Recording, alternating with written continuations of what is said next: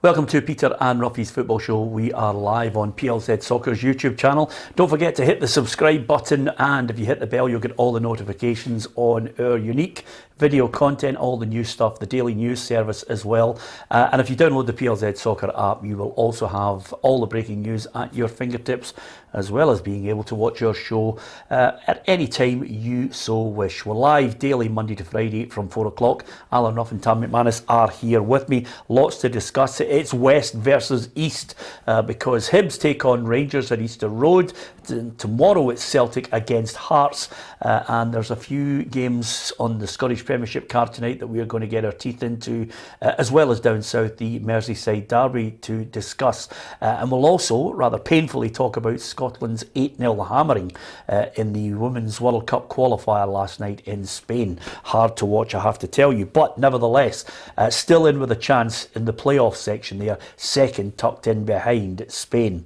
First and foremost, let's deal with last night. If you're going to win a game, you might as well win it, Ruffy, with a belter of a goal, and Tony Watt supplied it. Yeah, absolutely fantastic. The conditions were absolutely horrendous, but when you see somebody with a bit of skill like that and the ability to do what he did, it was worth the win. I was glad that Dundee United never get anything out of the game, because that's all we should be talking about, is that bit of skill. It was fantastic. We've seen it a couple of times already this season with McGrath and Kingsley, and the ability that some players have got in our league is just as good as some of them in England. Yeah, it was a special goal on a classic Scottish football night. Fans drenched, players looking as if they'd rather be elsewhere, but the points are so crucial. Motherwell now on that run, 3 wins in the last 4 games. Yeah, listen, they've come off the back of a couple of defeats, Motherwell, so it was a big win for them. Dundee United, I thought, were very poor. I thought the first half they didn't threaten Liam Kelly whatsoever in the Motherwell goal. And Tony Watt, it's a fantastic finish. He knows exactly what he's doing. He just curls it in that top corner. And Sirius is a top goalkeeper I've ever seen this season. He never get near it. So great goal, fit to win in the game. I thought Motherwell thoroughly deserved to win the game. I thought they were the better team throughout. I thought Woolery, for Motherwell in particular, had an outstanding game. And Tony Watt was excellent as well. So Motherwell looked the part, deserved to win. And Dundee United fans, I think they had 700 or 800 that travelled down, which is great on a bad night like that. They wouldn't have been happy with that performance. Yeah, there are times when I think, out with Celtic and Rangers at the moment, Tam, it's hard to try and second guess the form of everyone else. It's so erratic. It is. We spoke about Dundee United. They're sitting, I think they were 4th. I think they're still 4th, but they've got a chance of finishing 3rd. But on that display last night, they're not been anywhere near 3rd. It's up for grabs, 3rd place. Motherwell will still fancy it as well. It's a big win for them. Hearts, I think, are probably favourites just now, but they've stuttered a little bit as well. So, no, I think it's wide open. There's no consistency, as you said, between the bottom kind of 8 clubs. When you look at that Premiership table, Ruffy, I think Motherwell are delighted. They're heading in the right direction after they had a sticky spell, but Graham Alexander, I think, is happy that he's got what surprises many, Tony Watt. It's his 9th goal of the season. Yeah, top scorer in the Premier League. Yeah, and if you look at the table, I would expect Hibs, to move up a few places eventually in the next 2 or 3 weeks. But if they do that, there's a massive gap now, between the 6 and the 6 underneath, and unless they all start beating each other, and grabbing points, that league is going to be divided big time by the time we get to Christmas. And but Motherwell and Dundee United are the 2 surprise teams for me. I don't know how they're up there with the inconsistency they've got. Yeah, sometimes, Tam, I know we bleat on about it year in, year out, and lots of fans talk about the fact we'd all like a bigger league. But there is a moment when you watch the Scottish Premiership break into sections which makes it exciting. If you've got a battle at the top with the 2 teams, then it's great. If you've got a battle for 3rd and 4th, because obviously there's European money and a bit more than normal, and then you've got the battle to get into top 6, which also brings its financial rewards. And then at the bottom end, you've usually got about 3 teams that are now thinking about who they might be playing in a playoff in the Championship. Yeah, I think it'll be the exact same this season. I look at the teams at the bottom, and I don't think they're going to escape that. Dundee, Ross County, Livingston. I think St Johnstone could get pulled into it, the way they're playing at the minute. So I think there will be 3 or 4 down there again, Peter. I think St Mirren will be looking to try and get into that top 6, but as Ruffy says, Motherwell and Dundee United were 2 that you wouldn't expect. So it's going to be tough to get into that, and we just mentioned there the battle for 3rd place, and I think at the top Celtic and Rangers are going to be nip and tuck all season. I think they're going to be close. I think there's some big games. December's a massive month. I think every club's got 8 or 9 games, you know, so after the end of that, going into that break, it'll be interesting to see what the gaps are, you know, from top to bottom in different places, but a huge month for every club in the Premier League. Yeah, absolutely. And thanks to so many of you for putting up your messages. Ryan Taylor says, Boyle hat-trick tonight. I think you'd have to get security to get Tam out of that commentary position if he hits another hat-trick. This could be the start of the end, says Bob of Stephen Glass at Aberdeen. I mean, I just don't think... listen, Livingston did really well against Celtic, so they could easily replicate that against the Dons. Yeah, and as I said the other day there, that they have went up to Aberdeen and beat Aberdeen in a midweek game. You know, they have the ability to do that, surprise result. But for me, Aberdeen have got to win this. You know, and the other games, if certain teams win it and Aberdeen were to lose, they're one of the teams that are in that bottom 4. Yeah. You know, the pressure's really on. No, everybody at Aberdeen if they don't win this. Yeah, I don't think we're too far away from speaking to Gabriel Antoniazzi. He is going to be live out there. He's getting ready for Hibs against Rangers as well, but the weather is treacherous. Fingers crossed we are at some point able to join him. We'll see his face with the old beard and moustache and out there in the windy conditions, and we'll know he's going to be with us shortly. But it's Hibs against Rangers, and as ever, the Rangers fans will be going through there, despite the fact that you've got to be safe when you're driving, going through their treacherous conditions. I was through there sadly at a funeral yesterday. A lot of Hibbies were there, Ruffy, asking for you, just you know, wishing you a happy birthday for your 70th as well. I can't remember Wally's second name, but he was always around Hibs in the Hibs Club. In the Hibs Club. I think I know who you mean. Know, I just big don't know glasses. I don't know his worked at Hibs, but he was asking for you. So with that in mind, Rangers, we already know that Giovanni Van Bronckhorst has mentioned they're going to be changing their style. They'll change it for different games, but I think there'll be an overall change of style with Gio in charge. Yeah, I mean, it's a new manager coming in. Obviously, he's been in charge of a few teams. We probably play a different formation for what Rangers do, but I think we got a wee taste of it at the weekend. And we're playing Kent wider on one side and Hadji wider on the other side against Livy. I think that's the way he possibly wants to play. But again, you have to look at who you're playing against and their strengths and weaknesses. But I think Rangers see this as a bit of a grudge match tonight. I think there's a wee bit more flavour on it with the defeat at Hampden. I think their players will be really wound up for this. I'm sure the Hibs players will be wound up for it as well, but I think it'll be a right feisty game. I think both teams want to come out with a win in this one. Yeah, okay. So you've given us the inevitable, now give us the prediction. I love the way you do that. You consistently do it now. It's so good that you're using all your experience to tell us all the probabilities of what could happen. But what is going to happen in your mind? Yeah, I think Rangers have got more to prove that they are good enough and get back on track. And I think they'll beat Hibs 2-1. 2-1. Have you got that in your predictor? I think so, yeah. Yeah. Tam, what about yourself? The good thing about it, Tam, is you know, we had a look at the predictor yesterday when you're not on, and I think there's a sense of comfort. We're now starting to look at restaurants. We're starting to look at really good red wines because you're severely compromised at times. I mean, you've got a really good opinion. You're hard hitting, but you're compromising the predictor and you're now slipping away. You're now slipping away because you just will not go against the Hibbies. So, you know, something's got to give. You're either going to be buying 5 people a fantastic slap-up meal with wine and you're going to be absolutely blotto, or you're going to have to say Hibs are going to lose a match. No, they're not going to lose tonight. They're not going to lose tonight. No? I don't think so. No, listen, I was very impressed with Hibs on Saturday against St Johnstone. Thought it was the best performance of the season. Martin Boyle comes back into the team again tonight. I would just be dumping balls over the top of Bassey and onto that channel, you know, because Barisic will bomb forward. I think Boyle will cause Hibs all sorts of problems again. And I'm going to go for a high scoring game. And I think there might be a red card as well. So I'm going to go for 2 each and a red card.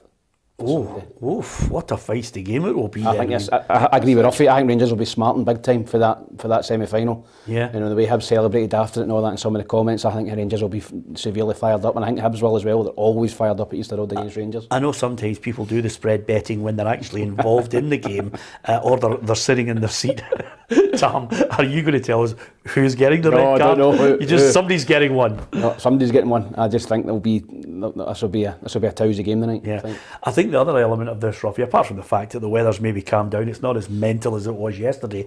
It's going to be a slippery surface. It's going to be one of those ones where, dare I say it, it's not a game for the Ryan Porteous defenders of the world, is it? No, if you see one of the 50-50s, you just shut your eyes and hope that he gets the ball, or whoever it is gets the ball, and nobody's injured. But I think the players prefer a wet surface, don't they? They prefer the ball zipping about, and it just adds to the excitement. I mean, it's even more exciting if there's puddles on the park, and that even makes it even more. Likely to be a red card. Yeah, absolutely. There's a guy who he doesn't give us his name, but he's always commenting on our social media. And he likes his football and he likes talking about football.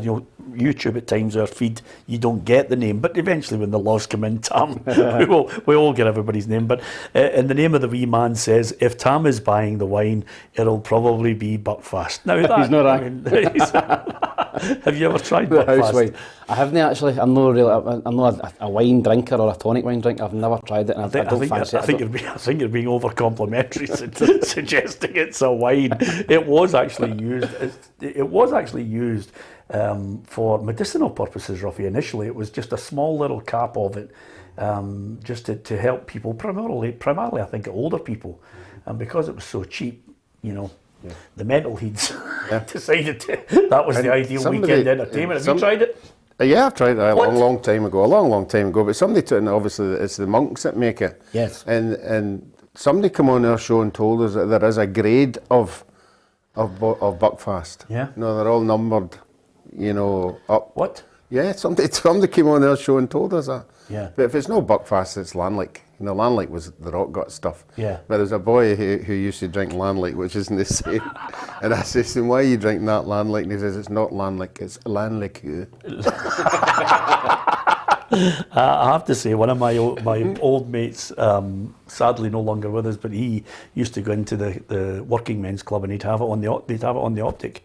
And he'd take it out. Honestly, listen. Hey, my brother-in-law drinks it. He likes you it. don't judge your pals just because they like a certain drink. People just drink it to get steaming, don't they? Early doors. Yeah, but what about all these wee shorts that people drink? They're revolting. It's not my cup of tea. It's not my cup of tea. I agree with you. Listen, so I've gone 1-1 Rangers. What are you? Two each. Right, 2 each and a red card. Yes. Okay, Tam's giving you... If I get a red card, I get an extra 5 points to protect her. No, don't be silly, because then I'd have to add in League Cup and Scottish Cup games, and then you'd be well and truly gone. I have a feeling, Ruffy, that if he does not get it together soon, I think he's got to make, because we know the way the predictor operates, I think once you get to January, February, if you're detached, you'll just become demoralised. But it's a worrying thing when he gets 2 points last night when he posts, I'm on the way back. Yeah, absolutely. Stuart Robertson obviously was talking to the shareholders from the AGM. Obviously, we're well aware of the financial figures. We were talking about them. This is off the field of play. He says at the AGM, it's very probable, not possible, Rangers will make a profit. When you consider the amount of backing that the Rangers fans have given the club, you wouldn't be surprised that it'll eventually go into profit at some point. Whether people start calling in their loans is another matter for business. But if they could win a second straight title, there's the £40 million Champions League kitty there that would go a long way to achieving that target. This is what Stuart Robertson had to say on it, Ruffy. Everyone can be confident about the financial future of the club. The coefficient has gone from 26 to 11 at the end of last season, and it's currently 9. That makes a big difference to the finances of the club. We need to be financially sustainable and running the club within a budget and not dipping into investors' pockets, but we're very close to being there.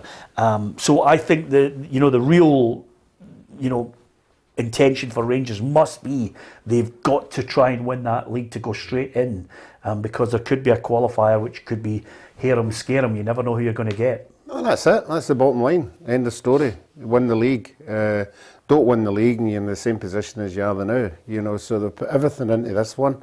You know, that's why January I think is a big time. You know, with the importance of winning the league, the Rangers supporters will be looking at, right, who's coming in, who's going out, whatever. And I think we'll know better in January with Rangers and Celtic who's going to show the strength. Yeah. And when January comes, you know, then we'll all decide, you know, but it's a big year for both teams. Well, it's a big month, that January transfer window. We'll hear from Ange Postecoglou shortly, but, you know, there's reports out today suggesting, Tam, that Joe Aribo could be a January transfer target for Crystal Palace, Watford, Brentford.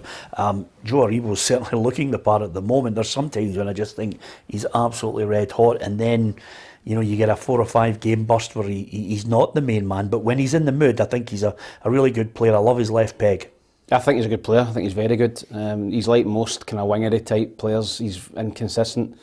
You know, if you played well every week, you know, he wouldn't beat Rangers, let's be honest. So I think he's definitely a target for teams in England. I think he's definitely that level, kind of lower half Premier League, a Palace, a Brentford. I think he could go down there and do well. Yeah. What do you make of Ruffy's statement yesterday, which is that Rangers will sell 1 to 2 players? Now, Rangers are adamant, and this is the point where the joy of football, whether you're a fan or whether you're a neutral or whether it's pundits and journalists like ourselves who have to comment on it, you know, the Rangers board are saying we don't need to sell someone, which is fine. Fans can look at that, believe it, buy into it, or they can obviously buy into the propaganda that the media have all got it in for them. I think Rangers will look to sell a player only based on the financial figures that I'm seeing at the moment. I think they'll look to sell a player to help Giovanni Van Bronckhorst get his own style of player in. What's your thoughts? I totally agree. I think the player that I'd be looking to sell if I was Rangers would be Morelos. I think you've got cover for him. I think you've got Sakala there, you've got Roof. But how much are you going to get for Morelos? That's the thing, you know. If Rangers got offered 5 or 6 million in the January window, I would take that. Yeah. I genuinely would. And I know they've knocked back bigger offers. But I would sell he's not playing particularly well at the minute, and Rangers can do without him. Yeah, I would sell Patterson, because if Everton or any other club are willing to pay 10 million for a boy that's not regularly playing for Rangers, and you know, Rangers might be able to put in some sell-on clauses. If they could get that sort of money in immediately and release that for Giovanni Van Bronckhorst to bring in the 2 or 3 that he undoubtedly will want to bring in, his style of player. I don't think the Rangers fans would like that if they sold Patterson. I think Rangers fans really like him. I know. They wanted Billy Gilmore before he'd even got to the first team. I don't know about Patterson. I think the Rangers would want to keep him. I think you want to keep Patterson. I think you could possibly get more for him once he starts playing regular. I just think, for me, I'm looking at the Rangers squad. I'm looking at the depth they've got up front. I think if you can get 5 or 6 million for Morelos, I don't think he's playing at all well, but I think you still get that money for him. Yeah. And I think I would sell him, Peter, rather than Aribo. I think it would be a big miss. Kent's another one I'd maybe look at if you're getting the right money for him. So I think Rangers have got cover for him in the wide areas as well. So Kent and Morelos would be 2. I wouldn't want to sell Kamara, and I wouldn't want to sell Patterson if I was Rangers. That's just my opinion. Yeah. Do you think Hibs will buy anybody in the January window? Well, they've got Muller coming in from Orlando, who's a US international, good player. Watched him a lot in MLS, so they're going to bring him in, and I think they will wheel and deal. They've got a young lad, Dylan Tate, coming in from Raith Rovers. Supposedly he's been very, very good for Raith Rovers as well. So the Hibs are starting to get players back as well. I don't know if they'll buy anyone, but the main thing for them will probably be to try and keep the likes of Porteous and Nisbet and Boyle. Yeah. Will we get a real insight into them of the real push for third this season again, if they can cause an upset tonight again? I say an upset, they've knocked Rangers out of the cup.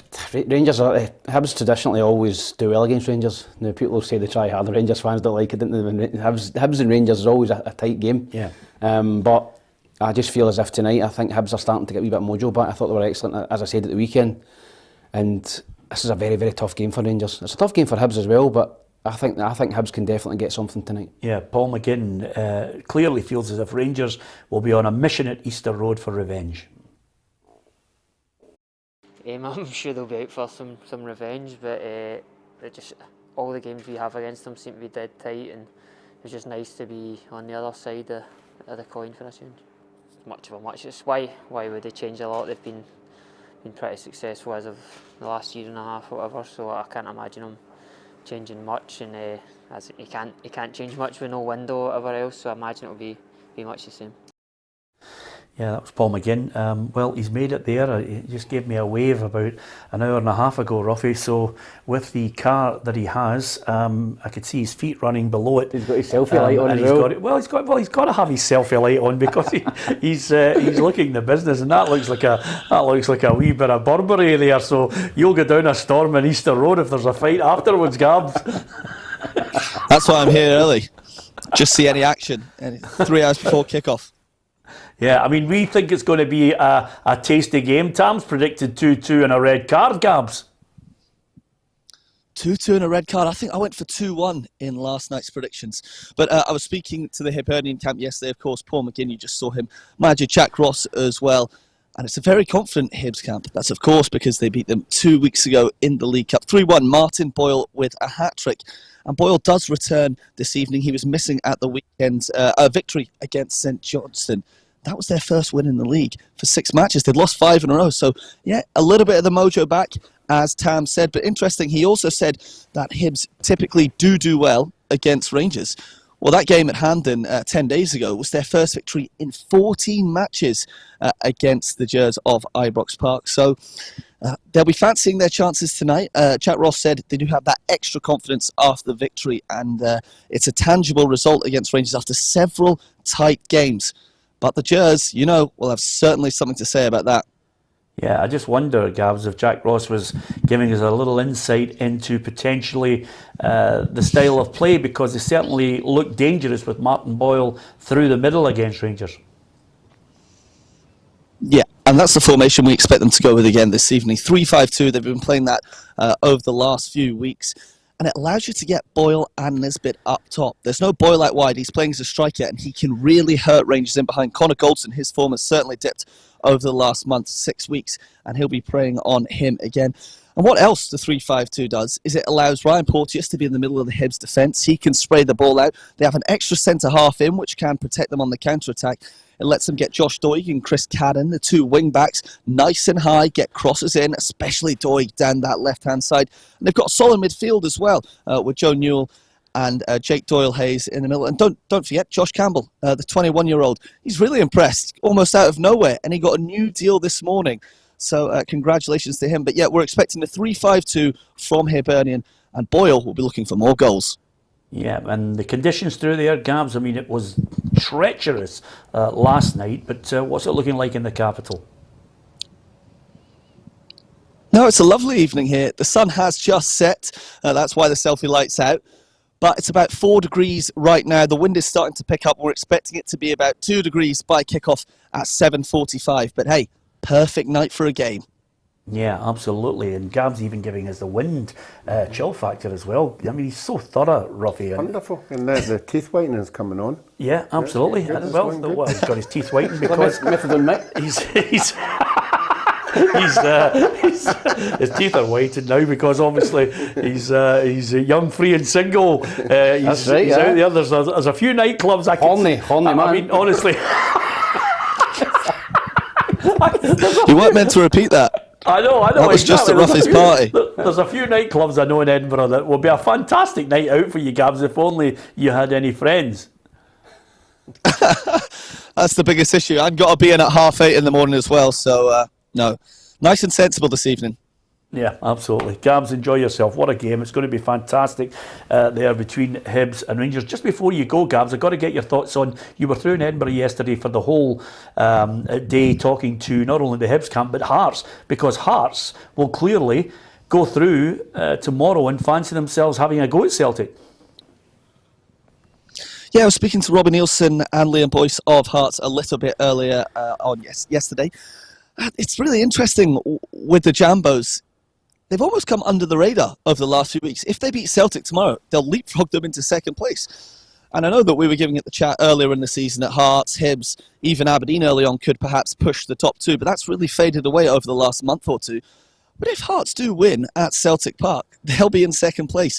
Robin Nielsen said that the 1-1 draw at Ibrox 6 weeks ago will give them confidence and that they're going for the victory. Liam Boyce is on 10 goals for the season so far. He's not scored in 8 weeks, though, but he says that's down to an injury, so he's hoping to score against Celtic tomorrow. But I was also speaking to Ange Postecoglou today. I was asking him if he wants to put more distance between himself and third place. But, he put me back in my place, as he always does, said, you got to keep your pistol in your holster. Don't go chasing any sayings, any statements yet. It's just another game. So another cracker in the Premiership. Beautiful midweek of football. Yeah, absolutely. And because you ask the questions and have the audacity and the professionalism to ask them, you'll probably be over every Celtic fanzine for being put in your place, Cabs. But you're well up to the task on it. You were talking about Ange Postecoglou there ahead of the game. Of course, this could be a pivotal 24 hours, depending on what Hibs Rangers happens tonight, and then Celtic against Hearts. Ange Postecoglou might be able to close the gap. But first and foremost, I think as Gabs was mentioning, everybody was wanting to know what he's going to do in the January transfer window. We've been working towards it for a while, and all our planning again is about making sure that that we get the deals, the ones we want, done as early as possible to give the players. But as you guys are all aware, we're living in a weird world right now. Things change day to day, and I can sit here and say, yeah, we'll have everything done, and then the world decides a different fate for us all. So, we've just got to be, again, agile, dynamic. Yeah, I think he wants to get the players in, Ruffy, but the problem is, certain things can happen regarding deals. I mean, suddenly players might not get in because of COVID. Suddenly another bigger team comes in and offers them a deal. That's what happens. But he wants to get as many in early in the month.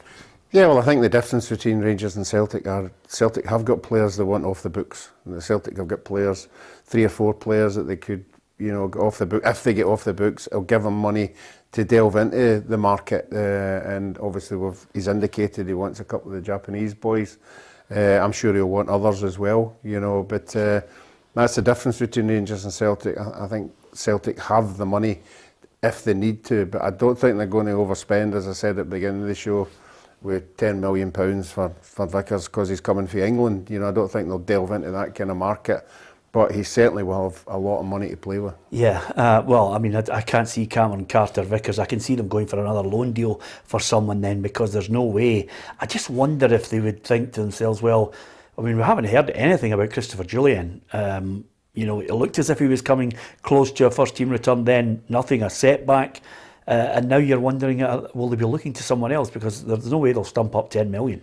No chance. I don't think he's worth that anyway. I think he's a decent, solid defender. He's done well for Celtic, but not that kind of money. I don't think he's worth that, and I don't think Celtic would pay it anyway. But you're right. I think that that it's went quiet on Jullien. He was supposedly coming back at the same time as Forrest, so he's obviously picked up another injury. He's not going to be back this year. So I think Celtic will be looking at contacts in England. Can we get a loan player for the Premier League again, or maybe the Championship in England, to come up centre half and get us to the end of the season? They'll try and extend it with Carter Vickers or whatever, but they'll not be paying 10 million for him. No, that's why I agree with the Scottish teams. When English clubs come for the players, they should be sticking absolutely to get as much money as they can. If the English people rate a player like him at 10 million, we've got players up here who are worth 10 million. So why should you go under that just because we're from Scotland?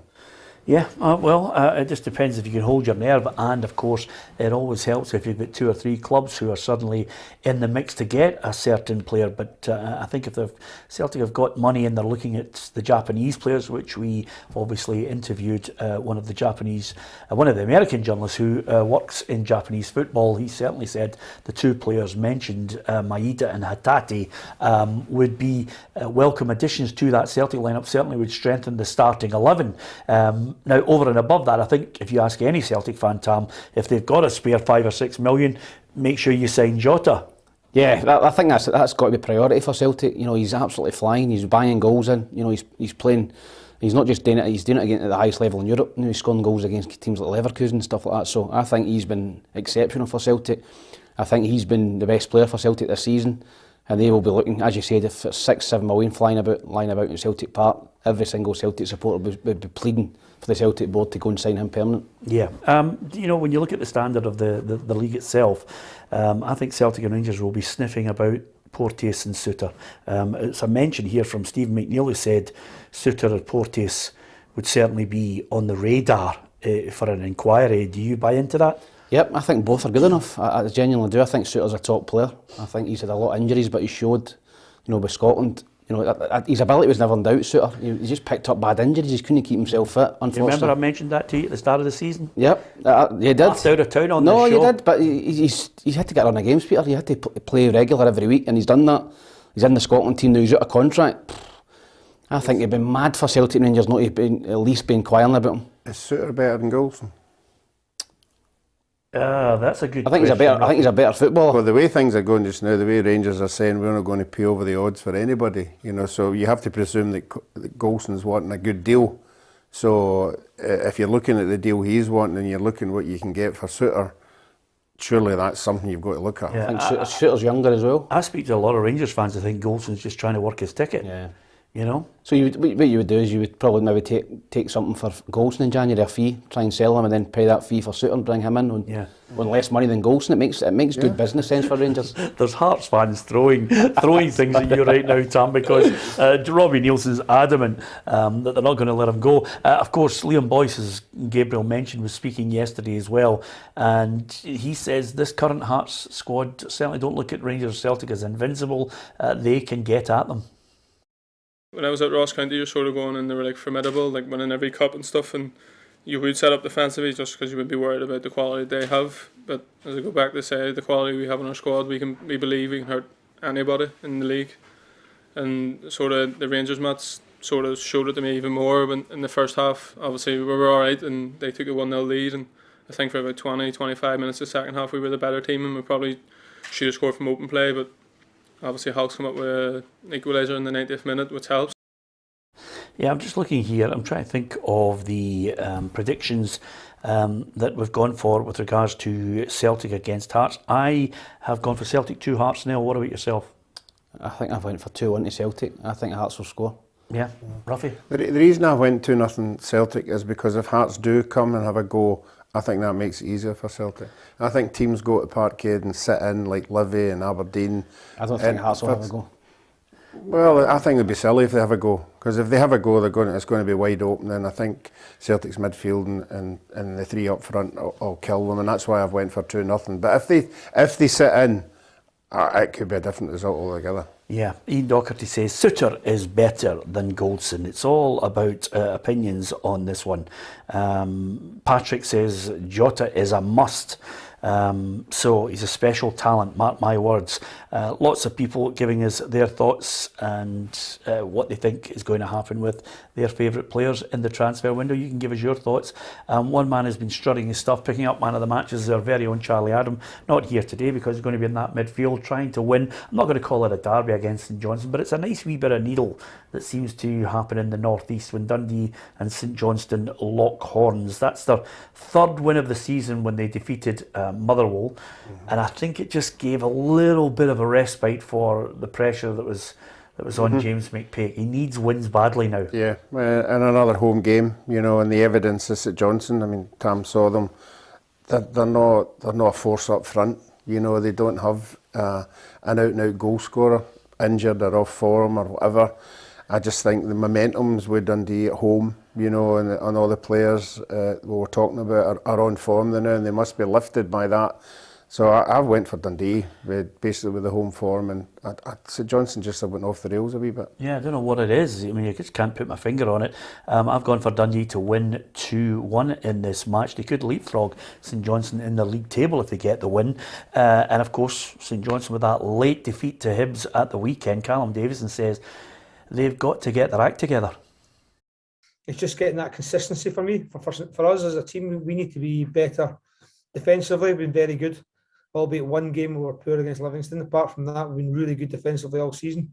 I think it's just that going forward, we need to improve on. If we can do that, I see us climbing the league. But we need to start now and start doing it better and giving the defensive side a little bit easier job. Are you buying into St Johnstone starting now?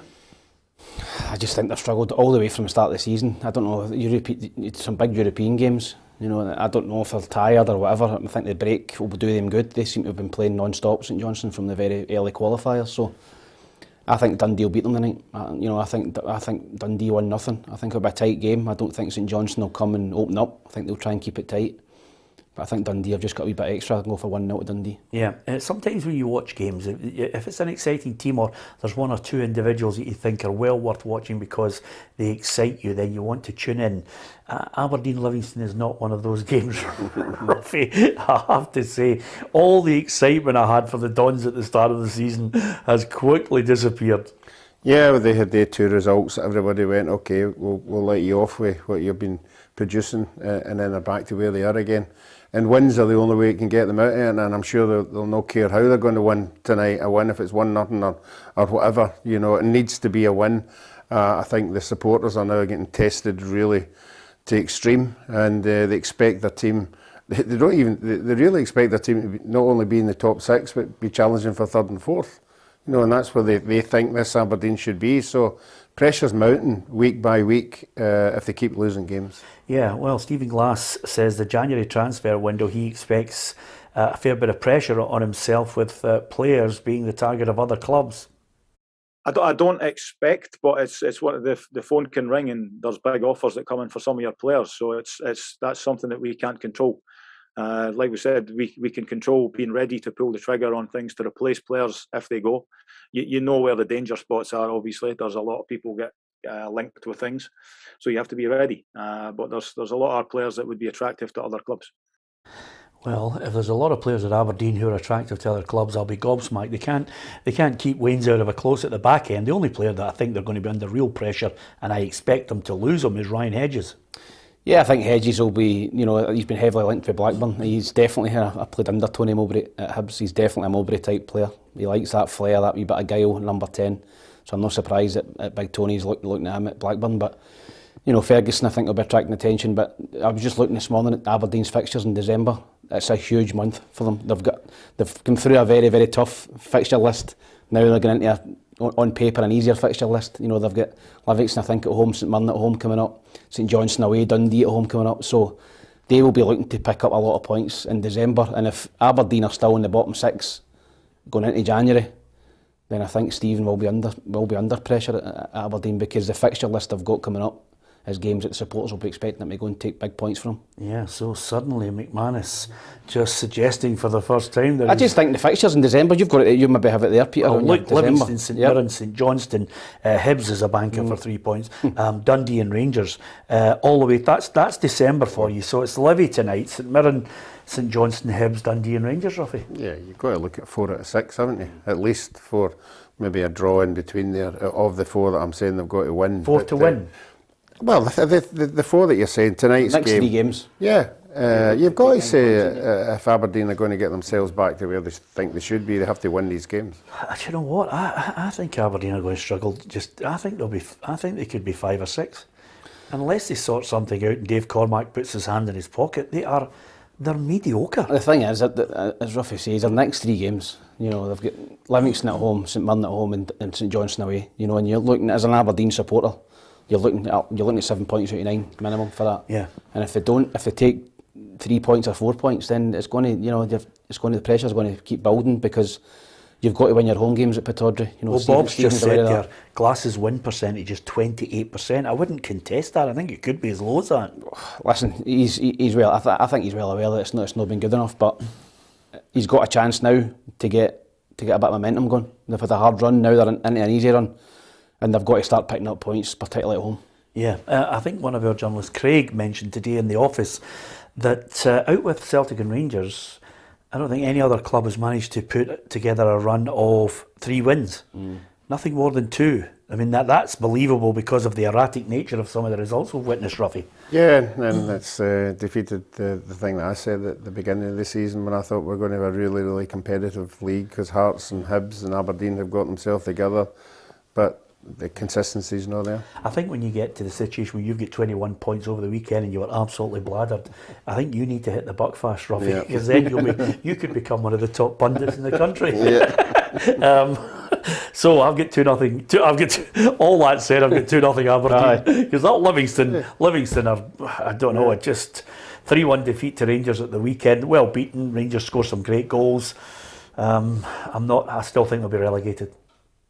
I was a wee bit impressed with them against Rangers in certain moments of the time. I think I don't think they'll be bottom now. I think they'll be playoffs. Yeah.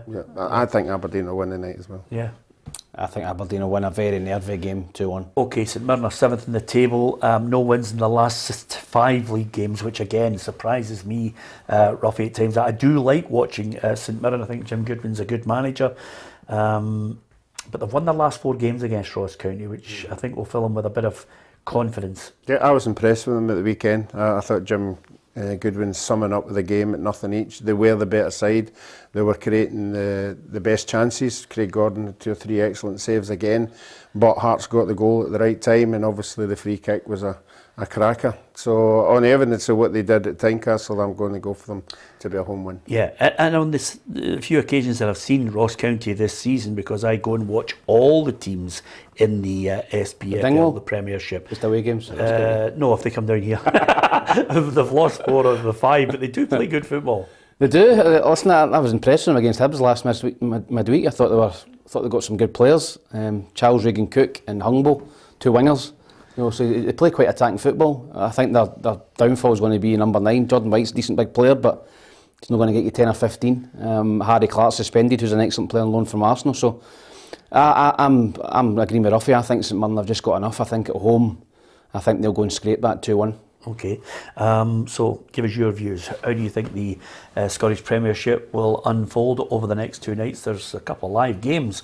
Hibs against Rangers is going to be a cracker tonight, which is on Sky, and of course Celtic against Hearts tomorrow as well. And that is because, of course, all those fixtures, there's Motherwell's win over Dundee United, but Dundee, St Johnstone, Aberdeen, Livy, Hibs against Rangers, St Mirren, Ross County, Celtic, Hearts on the Thursday.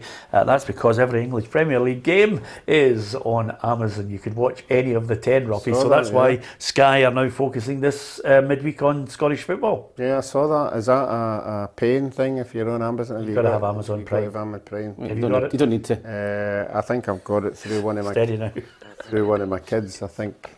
The satellite just moves everywhere. The truck comes into his house. He's some banana. All of East Kilbride cheering at this moment. Fantastic. I love it when people in the west of Scotland go through to the east and go, what? You subscribe? Wow. Anyway, here's something, Ruffy, I just thought I'd get your thoughts on. I know you think Partick Thistle, for so long, a lot of people look at them as the third force in Glasgow, the third top side. Is that fair? You know, everybody looks, if you're not a Celtic or Rangers fan, you're a Thistle fan. I am about to suggest to you that in the next 2 or 3 years, you're going to have a run for your money. Yeah. I am going to suggest to you that Queen's Park will become a side that will try and make it all the way through to the Premiership.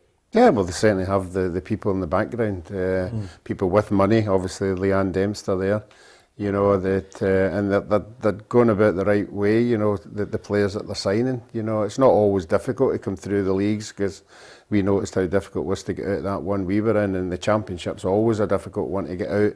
So I think it all depends on investment, you know, and how quickly they want to do it.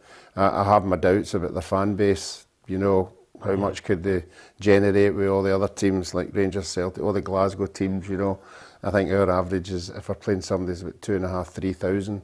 I just wonder where Queen's Park would get that kind of figure. Yeah, absolutely. Well, they've actually signed Marin Bucher from AZ Alkmaar as the director of football. They're obviously going to try and develop their own, which has always been Queen's Park, but now they're paying players as well.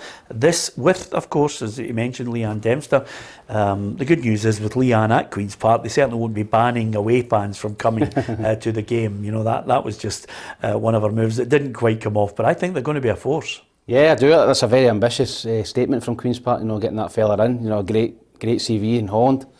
So I think they're trying to do things properly, as Ruffy says. They've got a lot of backing behind them, a lot of money, and as I said, money talks when you're trying to come through from the second and the first in the Championship. You know, you've got to kind of buy your way through. But when you get to the Championship, you've got to have a good team, a good settled team. So no, I think that Queen's Park are going to be a force to be reckoned with. They've got a nice wee setup at Lesser Hampden, you know, getting built. So I agree with Ruffy to a certain extent as well, their fan base, but they're going to get 1,000, 1,500 maybe. Is that enough to sustain full-time football? In the long run, I know you've got money now, but can you sustain that? Yeah. So that would be the issue I've got. But I like to see clubs with ambition, and Queen's Park have got that. Yeah, absolutely, and money. We shall see where they're going to The end can up. of words is opened again with the results, Scottish Cup results at the weekend for the lower division. I think that will raise its ugly head again. There's too many teams in that division just sitting on their backside, and the other teams like Auchinleck and Banks of Dee and Clydebank. I think you'll see that discussion opening up again for a bigger league down there. It'll be interesting. I'd like to see a bigger league in the top flight as well, and the pyramid. That actually sets out a set of rules and sticks by them without opening a WhatsApp group and just booting everybody where the sun don't shine. But that's for another day. The other thing I was going to tell you, it's rather worrying. I mean, I'm not going to get into an argument with everybody. I've got my third jab and my flu jab tonight, Ruffy, because, would you believe it, some Bundesliga games could be without fans this weekend because the German Bundesliga and the German government are scared of this Omicron next phase of COVID. It's this fourth wave that everybody's fearing across Europe. Yeah, and I think we all should be worried. I think we've all been through, the last couple of years. Some countries are worse than others. Europe seems to be getting it first before us. But if we can learn for the lessons and the people in the know can act very, very quickly, hopefully it'll not be as bad as what it was. Yeah, absolutely. Here. Okay, a couple of things to talk about before we finish. I don't know if you guys witnessed it, but 8-0 Spain battered Scotland's women. There was a real gulf, Ruffy. Now, in saying that, can I just say that although it was a heavy one, Scotland are still in the mix in second place in this group, but they were totally outclassed. Yeah, they were, and it could have been more than that. Unfortunately, it wasn't for the players, because that kind of result, doesn't matter what team you're in, it hurts you. You've got to deal with it. We do know that our women's football has moved on year, but it just shows you how far you've got to go to compete with them. And unfortunately, it wasn't England they were playing, who won 20-0. Yeah. So it just shows you, there's levels in every style of football. Yeah, well, the reason why there's such a huge level, let's be honest about it, Tam, is not every other country across Europe and the world is able to put the funds in place that the English and a number of other European countries are able to put into the women's game. I mean, we are lucky that there's a passage for Scottish players to head down south if they've got the technical ability, and we've got some good players up here at a certain level. But once you get to play international football against the cream of Europe, you're getting found out, and Scotland get found out big time. Yeah, they did. Listen, it's all about that at women's level. Full-time football is huge. There's a lot of women and girls that are just playing part-time. When they come up against full-time players, it'd be the same, with male players as well. They're just a different level of fitness and different level. They're earning money as well. So, listen, it was a tough one for Scotland, but Scotland women have been doing well over the last couple of years. Let's just hope that was just one of those nights where everything went right for Spain. The good thing about it is there's a couple of guys who I play golf, we have got young grandchildren and all that, and the young girls are buying into it. Yeah. The women's football, they're really buying into it. They want to be, part of it. They want to be at a club and come through and be successful. And that's why our Scotland team, they're successful here apart from last night. But young kids will want to buy into that. Yeah, you've got to find a pathway, and you've got to realise and hope that pathway offers you a chance to sustain a job. Yeah. And that's the key to it all. Okay, just a quick one before we talk about the English Premier League. Hibs have just released a statement on the cup final ticket allocation. That reared its ugly head. We can confirm we've sold out our full Premier Sports Cup final ticket allocation. We received in the region of 17,500 tickets for the game at Hampden on the 19th of December, kick-off 3 o'clock. Knowing that we would sell out our full ticket allocation, we have constantly been engaged with the SPFL to gain more tickets. We think it's of paramount importance that we receive a greater allocation for our supporters and for sporting integrity. We are putting increased pressure on the SPFL and will update supporters as soon as we hear more. Well, we've listened to both arguments. We've listened to Celtic and Rangers, the arguments about this huge following of season ticket holders that cannot be, you cannot please them because the demand is far outstrips the availability of the tickets, Tam. I do have sympathy for Hibs on this one. Mm-hmm. I do think if we're talking about sporting integrity, it's a load of claptrap. There's none in Scottish football. Every club there, their chairman, their chief executives don't have an ounce of it. If they'd stated at the start, even if they'd stated at the start with the rules, here it is in place, they would never have stuck to it, because we only have to look at what we've witnessed over the last 2 years of skullduggery. Hibs should get 50-50, but I think they should have started at the start of this competition saying whoever makes the final, it's 50-50, like it or lump it. Yep, I totally agree with that. I think that there was no doubt for me that Hibs would sell that. You know, and people talk about quarter-finals, semi-finals and stuff like that. You know, finals, you know, Hibs should have got 25,000 or half it, and then see if they couldn't sell the tickets, then they go to Celtic. You know, you give it 50-50 to start, whether it's Celtic Motherwell, Celtic St Mirren, it's a 50-50 split. If you can't sell your tickets, then they go to the other side. You know, I played in a League Cup final for Hibs against Livingston, and there was 40,000 Hibs supporters there.